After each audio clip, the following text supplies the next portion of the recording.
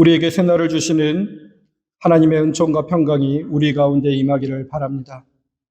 또한 삶의 공고함을 겪고 있는 이들에게도 주님의 희망의 빛이 스며들기를 바랍니다. 오늘 우리는 고린도전서의 말씀을 받았습니다. 바울에게 있어서 고린도라는 도시는 특별했습니다. 고린도는 지중해 연안에 있는 타락의 도시로 유명했습니다. 보통 내륙 도시보다 해안 도시들이 도덕적으로 해이하고 그래서 성적 타락이 비교적 심한 경향이 있습니다. 근데 고린도는 그 심각성이 도를 넘었다고 합니다. 그곳에는 여러 종류의 밀교가 있었습니다. 그 밀교들은 종교의식 가운데 속에 하나로서 성적인 방종을 부추겼다고 합니다. 그래서 당시에 나 고린도에 다녀왔어 라고 어떤 젊은 사람이 이야기하면 의심의 눈초리로 위아래로 쳐다봤다고 합니다. 당시의 친구들 사이에 속에서 누군가를 지목하여 저 친구를 고린도화할까? 이렇게 말한다는 것은 그를 성적으로 타락시키겠다는 농담이었다고 합니다. 고린도가 그런 도시였습니다. 바울은 고린도 도시가 이런 특징을 가졌기 때문에 복음을 전파하는 데 더욱더 신중을 기했던 것 같습니다. 복음이 들어가기 가장 어려운 도시였기 때문에 그렇기 때문에 복음이 가장 필요한 도시라 생각했던 것 같습니다. 죄악의 세력을 무너뜨리기 위해서 그 본고지를 공략할 필요가 있었습니다. 그래서 바울은 고린도에 1년 6개월이나 있었습니다. 1년 6개월. 우리가 생각할 땐 짧은 시간이지만 바울에게 있어서는 특별한 시간입니다. 그는 주님이 재림하기 전까지 유럽의 주요 도시들을 모두 방문하여 교회를 세워서 마침내 스페인까지 이르기까지 복음을 전하기를 원했습니다. 그래서 그는 마음이 급했습니다. 한 곳에 오래 머물지 않았습니다. 몇몇 사람들이 복음을 전해 들으면 그들을 책임자로 세워놓고 바로 다른 도시로 바울은 옮겨 다녔습니다. 그런데 고린도에 1년 6개월이나 있었습니다. 그만큼 복음을 전하는 것이 어렵다는 증거고 그만큼 고린도가 바울에게 중요했다는 증거일 수 있습니다. 바울이 이렇게 정성을 다해 고린도 안에 여러 교회를 세우고 그 도시를 떠났습니다. 그런데 바울이 떠나서 얼마 되지 않자 고린도에 있는 교회 안에 문제가 생기기 시작했습니다. 교인들 사이에 갈등과 분열의 조짐이 보입니다. 그들 자신으로 해결할 수 없는 신앙적인 문제들을 만나게 됩니다.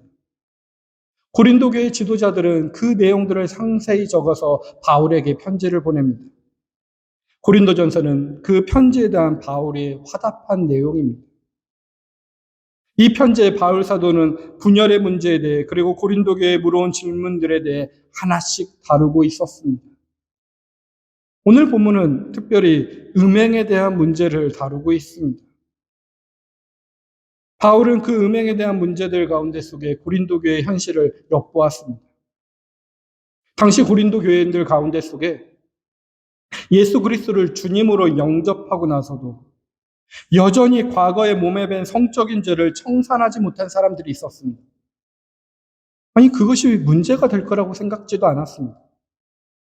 자신이 생각하는 선의 기준 속에서는 그것이 선한 것입니다. 하나님께서 정해놓으신 결혼의 제도 안에서 성을 거룩하게 사용했어야 했지만 그들은 과거의 습관대로 음행을 일삼았습니다. 특별히 밀교 신전에서 제사를 드리고 성적인 타락에 참여하기도 했는데 그러면서도 주일이 되고 안식일이 되어 기독교의 공동체가 모이면 예수 그리스도를 그 공동체에 참여해서 예배를 드렸던 것입니다. 그것이 심히 잘못됐다고 생각한 사람들의 그룹이 있었습니다. 그럴 수 없다. 또한 한편에서는 예수 그리스도의 복음이 도대체 나의 성적인 행동과 아무 관계가 없다고 주장하는 사람들의 그룹도 있었습니다. 그 누구도 결론을 내리지 못합니다. 이 두 그룹 사이에 교통 정리를 해줄 사람이 필요했습니다. 그래서 바울에게 편지를 써서 이 문제에 대한 의견을 청했던 것입니다. 오늘 바울은 고린도 교회에게 이렇게 간결하게 편지합니다. 우리의 몸이 그리스도의 지체입니다. 우리의 몸이 하나님의 성전이라고 가르칩니다. 간결합니다. 하나님이 내신 이 몸, 하나님께서 값을 치르고 사신 몸으로 하나님께 영광을 돌려드리는 것이 당연한 일이라고 교훈하고 있습니다. 우리의 몸이 그리스도의 지체이자 성령이 머무시는 성전이라고 하는 교훈을 정확히 말하면 하나님과 내가 둘도 없는 하나다라는 뜻을 전하고 있습니다. 더욱이 하나님께서 예수 그리스도의 십자가로 값을 치르고 우리 몸을 사셨기에 소유권이 어디에 있을까요? 내가 내 몸의 주인이 아니라 하나님이 값을 지고 사셨기 때문에 우리의 주권은 하나님께 있다고 교훈한 것입니다. 오늘 이 말씀을 들은 여러분에게는 이 교훈이 어떻게 와닿고 생각이 되시나요? 그리스도의 지체이자 성령의 성전인 우리의 몸을 여러분들은 지금 현재 어떻게 돌보고 계신가요? 하나님께 어떻게 응답하고 계신가요? 한번 성찰해 보셔야 됩니다. 이 성찰을 할 때 어느 정도 신앙적인 바울이 갖고 있는 개념을 조금 더 깊이 함께 묵상해 보고 그 개념의 바탕 위에 속에서 우리의 삶에 대한 성찰이 필요합니다. 그래서 저는 오늘 여러분과 함께 신앙인의 정체성, 그리고 자유, 성전, 우리의 믿음에 대한 생각들을 한번 바울과 함께 짚어보고자 합니다. 우선 먼저 나의 정체성, 신앙의 정체성입니다. 바울은 분명히 간결하게 가르쳤습니다. 나는 그리스도의 지체입니다. 나는 성령의 전입니다. 즉 나는 하나님으로 가득 채워져야 할 집입니다. 라고 알려줍니다. 근데 이 나의 정체성이 내 노력으로 가능한가요? 우리의 결단과 의지로 이 정체성을 획득하기는 어렵습니다. 내가 음행을 멈췄다고, 내가 알고 있는 선행을 행했다고 하나님을 내 안에 강제로 당길 수는 없습니다. 하나님, 여기 내가 하나님의 거할 집을 만들어 놨습니다. 주님, 이제부터 나와 함께 영원히 사십시오. 하며 생활하는 것이 기독교가 아니라는 것입니다. 반대입니다. 우리 존재 자체가 그냥 하나님의 은총이고 선물임을 진정으로 깨달아야 됩니다. 내가 초대하지도 않았는데 하나님께서는 이미 우리 안에 함께 계시고 우리가 그것을 깨닫지 못한다는 것을 고백해야 되는 것입니다.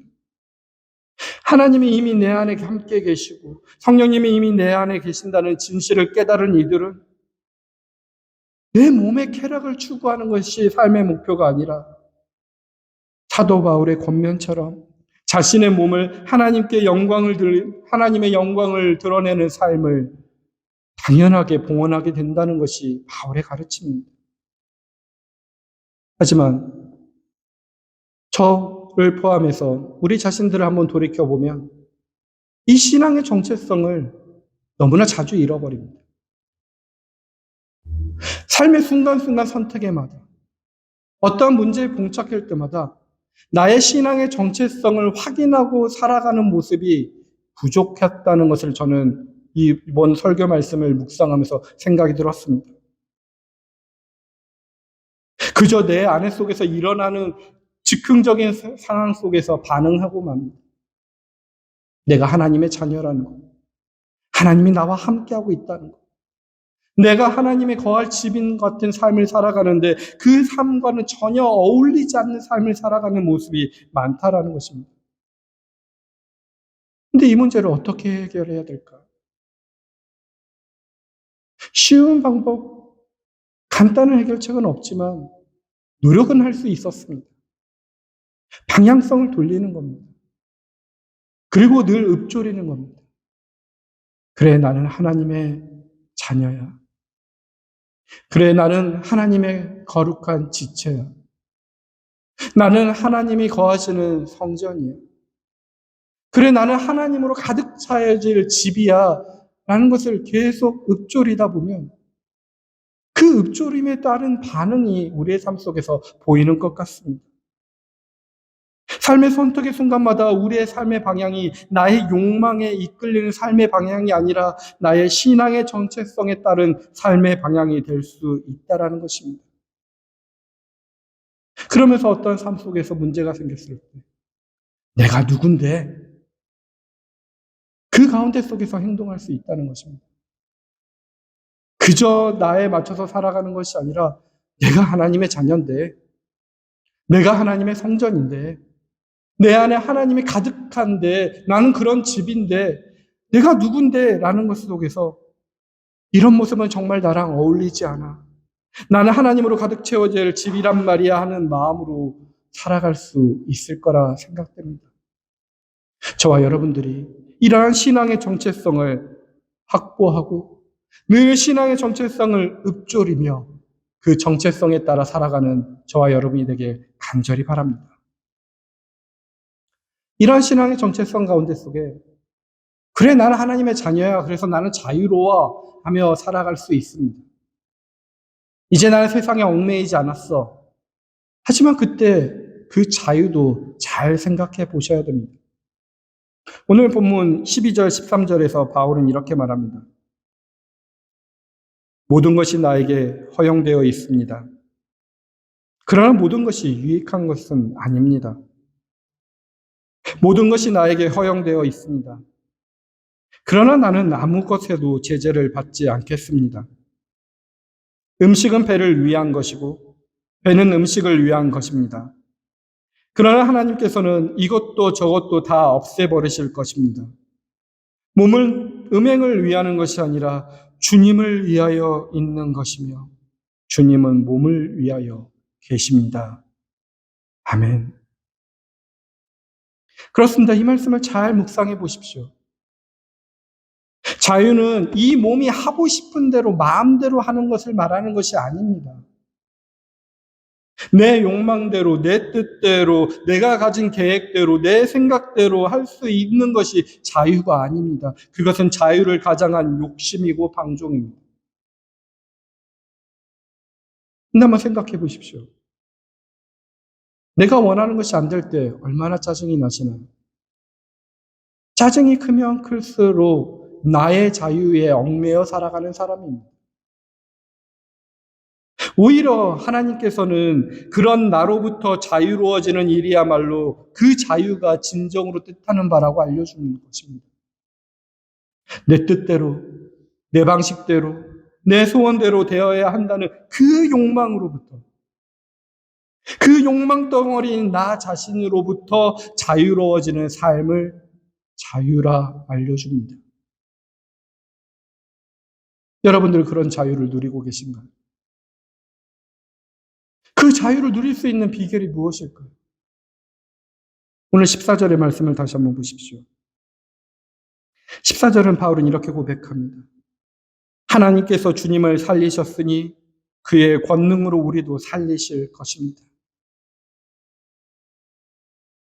예수 그리스도가 믿음으로 하나님께서 하신 모든 일들 가운데 속에 부활을 경험하고 참된 자유를 경험했듯이 우리도 예수 그리스도를 믿음으로 통하여 그의 권능으로 우리도 살아날 것이고 우리도 자유를 누릴 수 있다는 것을 알려주고 있다고 묵상이 되었습니다.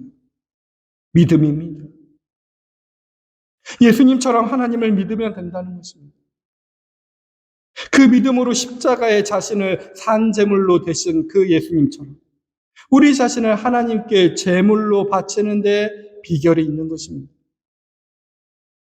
우리는 그렇게 살겠다고 세례를 받은 하나님의 자녀입니다. 하나님의 성전입니다. 그렇게 하나님께 바쳐보고 믿음으로 나간다면 십자가의 예수님이 가졌던 그 자유를 저와 여러분들도 누릴 수 있을 거라 저는 확신합니다. 이번 한 주 그 자유를 깊이 묵상해 보시고 하나님이 주시는 자유, 나의 욕망 덩어리에서 해방되는 그 자유를 누리는 저와 여러분이 되길 주님의 이름으로 간절히 바랍니다. 근데 이 자유를 누리면서 우리는 하나님의 성전이라는 정체성을 이야기할 수 있다고 합니다. 근데 이 성전도 한번 깊이 묵상해 봐야 됩니다. 여러분도 오늘 이 말씀을 들으면서 그래 나는 하나님의 성전이야 라고까지는 다 쉽게 동의하면서 생각해 왔을 것입니다. 그렇다면 성전이라고 표현했는데 어떤 성전을 세우고 싶은가? 나의 인생을, 나의 삶을, 나의 지금 인격체의 모습을 어떻게 바꾸고 싶은가요? 하나님이 거할 성전이니까 그래 화려해야 되겠지? 이런 생각을 하셨나요? 그래 하나님이 거하실 성전이니까 내 삶의 모습이 이 세상에서 가장 좋은 모습으로 나타나야지. 마치 교회당을 짓는 모습과 비슷할 것처럼 여러분 생각할 겁니다.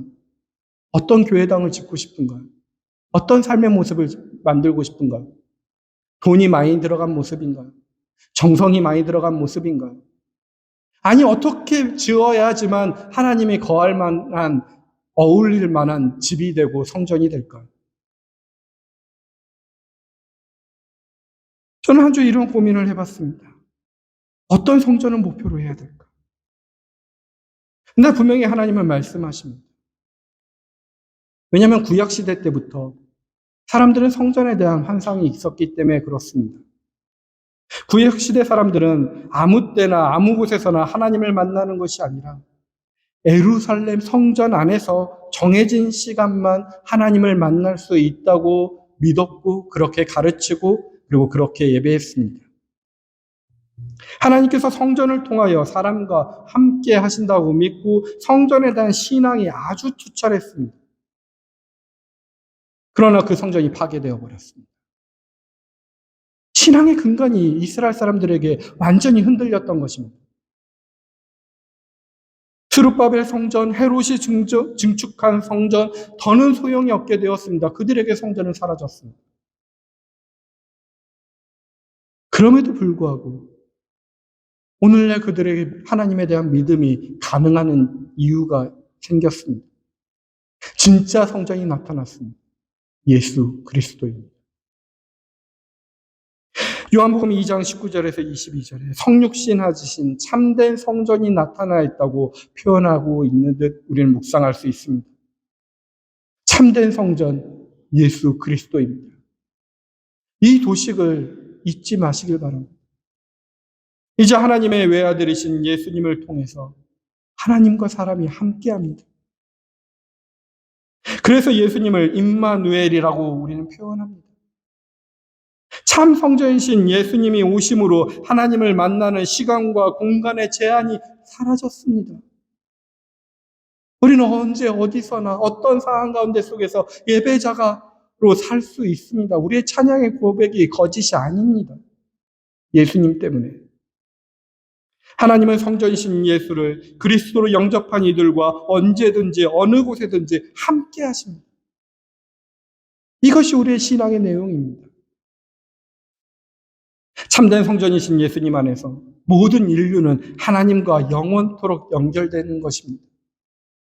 참 성전이신 예수님 안에서 하나님과 인간의 교제가 구체화되는 것입니다. 오늘 복음서에서 예수님은 나다나엘에게 약속했던 그러한 장면과 같습니다. 오늘 복음서 1장 50절 51절에서 예수님은 나다나엘에게 이렇게 약속합니다. 예수께서 그에게 말씀하셨다. 내가 무화과나무 아래 있을 때 내가 너를 보았다고 해서 믿느냐? 이것보다 더 큰 일을 내가 볼 것이다. 예수께서 또한 그에게 또 말씀하셨다. 내가 진정으로 너희에게 말한다. 너희는 하늘이 열리고 하나님의 천사들이 인자 위에 오르락내리락 하는 것을 보게 될 것이다. 아멘. 예수님이 오늘 복음서에 나다나엘에게 하신 약속은 참 사람으로 참 성전으로 오신 예수 그리스도께서 십자가, 즉 십자가의 나무를 아랫수에서 이루실 구원에 대한 역사에 대한 암시의 말씀이었습니다. 그 십자가의 나무 아래에 있는 이들, 무화과 나무처럼 그 십자가의 나무의 아래로 나오는 이들, 십자가의 나무 아래로 초대해서 함께하는 모든 이들이 누리게 될 영광을 암시하는 겁니다. 깊이 묵상해 보십시오. 그래서 십자가라는 그 예수의 나무 아래로 우리도 나아가야 됩니다. 거기에 새로운 성전이 있는 것입니다. 참 성전 예수 그리스도가 있는 것입니다. 여러분들의 방향성은 지금 참 성전이신 예수로 향해 있나요? 아니면 내가 만드는 성전에 향하고 있나요? 이것을 한번 성찰해 보셔야 됩니다. 근데 바울은 새로운 성전을 하나 더 소개합니다. 오늘 19절 전반부의 말씀을 보십시오. 여러분의 몸은 여러분 안에 계신 성령의 성전이라는 것을 알지 못합니까? 라고 질문합니다. 이제 우리가 살아계신 하나님의 성전이라고 표현하는 겁니다. 예수 그리스도가 참 성전이셨는데 이제 예수 그리스도를 영접한 사람도 성전이라는 말입니다. 이것은 축복입니다. 놀라운 일입니다. 곰곰이 우리 자신들을 살펴보십시오. 우리는 어떤 사람입니까? 우리는 하나님을 무시하고 내 뜻, 내 욕심을 고집할 때가 많은 사람들입니다. 나의 선함의 기준에 맞춰서 내 선함의 기준의 잣대 속에서 들어온 사람은 함께하고 아닌 사람은 차별하는 사람입니다. 자기의 비움이 없는 사람들입니다. 사람들의 관계 속에 언제나 티가 있고 분열의 조짐을 보이는 사람들입니다. 상처나는 말을 자주 합니다. 식탐과 음행에서 자유롭지 못합니다. 모든 욕망에서 자유롭지 못합니다. 자유를 잃어버렸습니다. 그런데도 나만 자유롭고자 합니다. 고집쟁이입니다. 나의 선함의 편협한 기준에서 자유롭지 못합니다. 그런데 이런 나를 하나님의 성전이라고 하고 있습니다. 지난 주일에 말씀드린 대로 우리의 본래의 자리에서 우리를 떠나버렸습니다. 내가 가야 할 길을 찾지 못하고 그 길을 가지 못하는 자들입니다. 성경은 그것을 죄라고 표현했습니다. 욕심이 잉태하면 죄를 낳고 죄가 장성하며 사망을 낳기에 우리는 죄 때문에 영원히 멸망할 수밖에 없는 이들이었습니다. 그런데 우리가 하나님의 집이 되는 성전이 되는 거룩한 존재의 변화가 일어났다는 것입니다.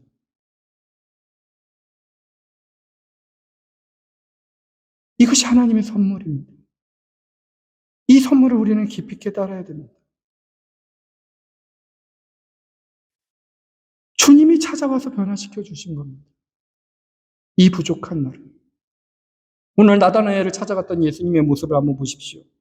46절에 복음서는 이렇게 기록합니다. 나다나엘이 그에게 말하였다. 나사렛에서 무슨 선한 것이 나올 수 있겠소? 빌립이 그에게 말하였다. 와서 보십시오. 라고 합니다. 이 나다나엘의 모습이 우리의 모습과 같다라는 것입니다. 지금 나사렛에서 무슨 선한 것이 나올 수 있냐고 표현합니다. 분명히 나사렛 총구석입니다. 세상 사람 다 압니다. 그래서 예수가 나사렛 출신이라는 거 알았을 때 나사렛에서 무슨 선한 것이 나오겠냐고 비아냥거린 것입니다. 나다나엘의 자신의만의 기준이 있었던 것입니다. 그런 나다나엘이 이렇게 고백하는 걸로 바뀝니다. 49절을 보십시오. 선생님은 하나님의 아들이시오 이스라엘의 왕이십니다. 어떠한 과정이 있는지 함축적으로 보여 있지만 예수님을 나사렛 촌뜨기로 보던 나다나엘이 예수님을 하나님의 아들과 이스라엘 왕으로 보는 시선으로 변형된 겁니다. 전혀 우리가 성전이 될 수 없었던 우리가 하나님의 성전으로 변형될 수 있다는 가능성을 보여주는 것입니다. 이걸 믿으시길 바랍니다. 오늘 우리에게도 일어난 일입니다. 어떻게 해요? 예수님이 우리 안에 찾아오십니다. 예수님이 우리의 근본을 찾아보았던 것입니다. 그 중심이 중심을 자극했던 것입니다. 근본이 근본과 교감할 때 본질이 본질과 조응했던 것입니다. 예수님의 영적인 공명에 의해서 우리가 같이 울리게 되었고 우리가 변화의 길을 가게 된 것입니다. 그래서 그 변화 가운데 더 큰 일을 볼 수 있게 되었고 그리고 이제 하나님께서 오고 가는 그 예수님의 모습을 볼 수 있다고 복음서는 알려줍니다. 이때 우리에게 필요한 것은 믿음입니다. 이 일이 나에게 일어났고 다른 사람에게도 일어난다는 그 믿음입니다.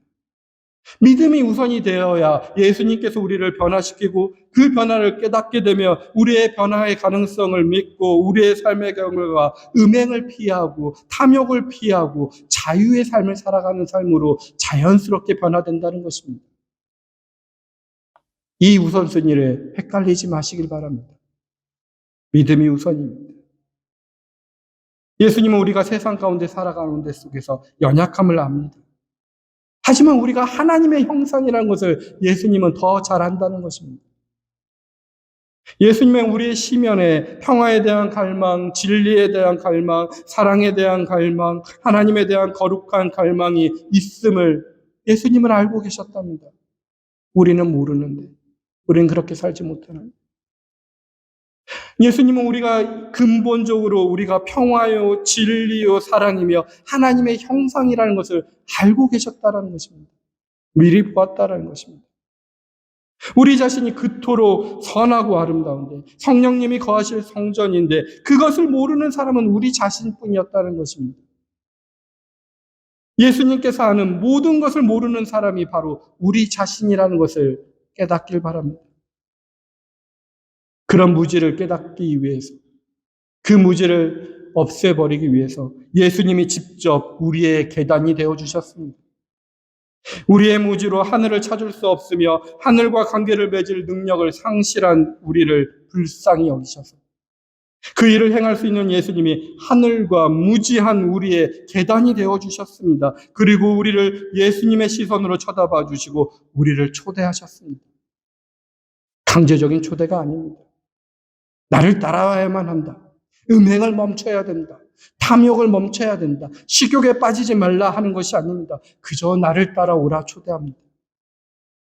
그리고 가만히 우리를 쳐다보며 우리가 자유롭게 반응하길 기다리고 계십니다.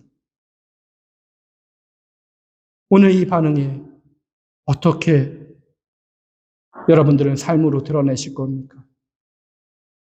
우리가 성전인가 돼지우리인가 그것을 따르지 못하는가 이거 우리의 태도와 행동이 그냥 증명이 되는 것입니다.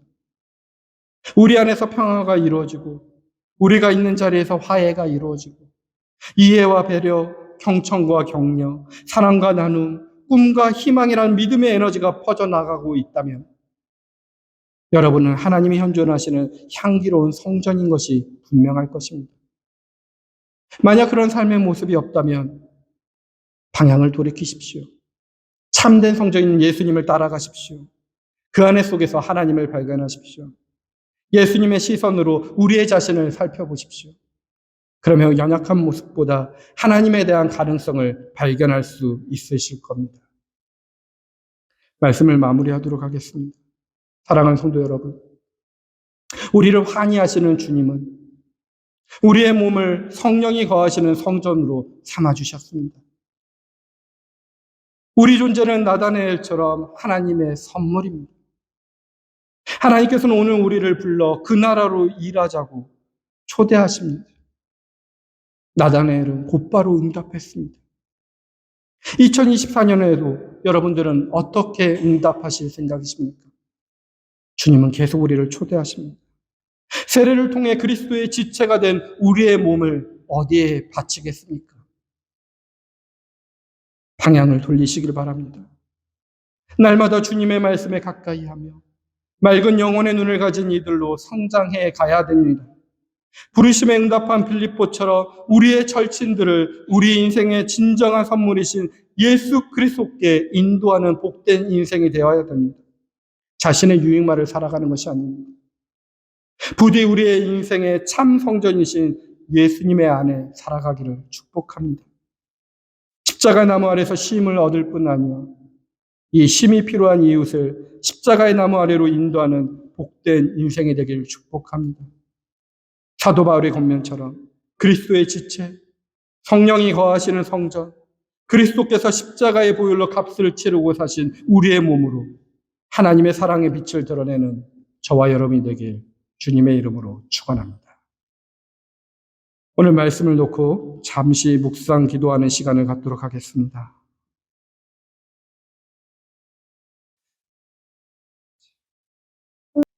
살아계신 하나님 아버지, 언제나 우리와 함께 하신 주님께 우리의 모든 것을 내어놓습니다.